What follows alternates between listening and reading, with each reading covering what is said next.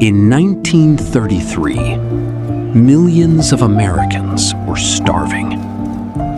Some families survived on nothing but bread, potatoes, and watered-down soup.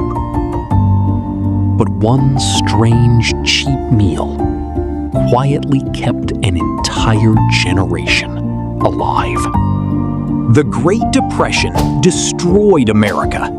Banks failed, factories closed, and suddenly, millions of people had no jobs, no money, and barely any food. For poor families, expensive meals disappeared overnight. And many people survived on the cheapest foods possible: beans, potatoes, stale bread, and thin soup. One of the most common meals was simple peanut butter spread across old bread. Cheap, filling, high in calories. For struggling workers and hungry children, it became survival food. Families also made something called Hoover Stew, named after President Herbert Hoover. It was a desperate mix of macaroni, hot dogs, canned tomatoes, and whatever leftovers people could find.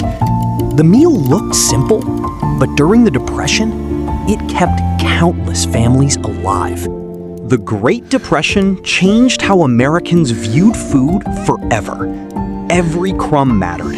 Every meal meant survival.